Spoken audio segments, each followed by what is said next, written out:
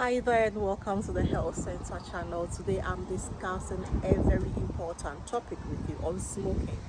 Now, smoking is a global burden. You know what? Because all over the world, every year, over 8 million people die due to the risk associated with smoking. And over 20 types and subtypes of cancer has been directly linked to smoking. However, the statistics is really high. The number of people who smoke keeps on increasing. Majority of these are young ones. It is estimated that young ones start smoking between the ages of 10 to 13. Incredible, shocking. But what really moves people to smoke? This is what we want to look at today. About 7 reasons why people start to smoke, and then we'll go on to look at 5 additional reasons why they continue to smoke and find it difficult to quit. So let's start with the reasons. The first one is peer pressure and social activities. So some people think smoking is just so cool. It means you're mature. So the desire to fit in moves a lot of people to smoke. The second point is family influence. Majority of young ones who start to smoke, they smoke because they've seen their relatives, their family smoke. They become desensitized to it. They think it is a normal way of life. And so even before they have money to buy their own first cigarette, they've had access to cigarettes in their homes, and then they go ahead and take it. The third point is stress and coping mechanism. Some people have this belief that smoking helps them to cope with their stress.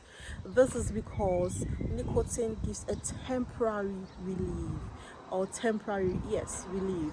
Actually, a study has proved that long use of nicotine, which is found in cigarettes, actually increases your stress level. So that is a big lie.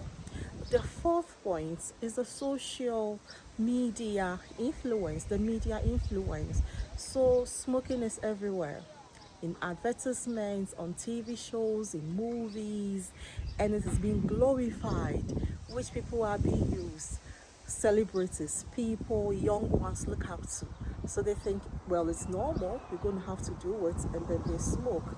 The fifth point is the fifth point why people smoke is just out of curiosity and experimentation.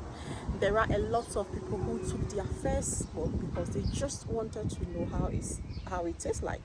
They wanted to prove whether it is what their friends are saying it is. And then they started and they are stuck, they can go back. The sixth point is weight loss. It's very shocking even when I heard about that, but a lot of people think smoking can help them manage their weight, stay slim all the time. If you want to prove this wrong, go to the street, go to the park, check out the people smoking, look at their body weight, you have your answer. The seventh point is rebellion, an act of disobedience. Young people, most of them start to smoke just to show that they are able to stand up to the authorities. And this leads to a lifetime habit that is really disastrous. So once people start smoking, why do they keep on smoking?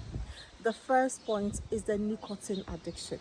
Nicotine actually releases dopamine, which gives people pleasure sensations, and so they keep on doing it all the time, and it's really addictive.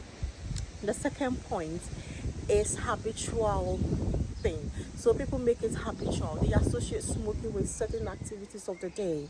I always smoke before I have a shower. I smoke during break time. So that is it. They become so used to it. It is ingrained in their daily activities. They just don't know when to stop. The third point is the social environment. Look, I've seen people come to work, and when they are non-smokers, they stay without going out to smoke.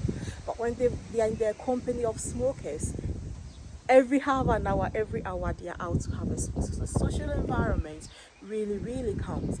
And then the fifth point is the lack of adequate quitting help or support.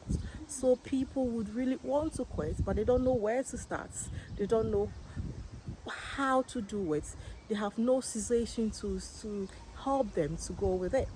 And the last point I want us to talk about is the stress and coping mechanism. For some people, they think, oh, when I am in bad mood, when I'm angry, sad, bored, the only thing that helps me is to go for a smoke.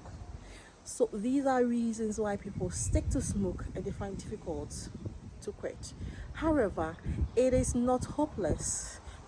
People have actually taken control of their lives and they've been able to quit smoking.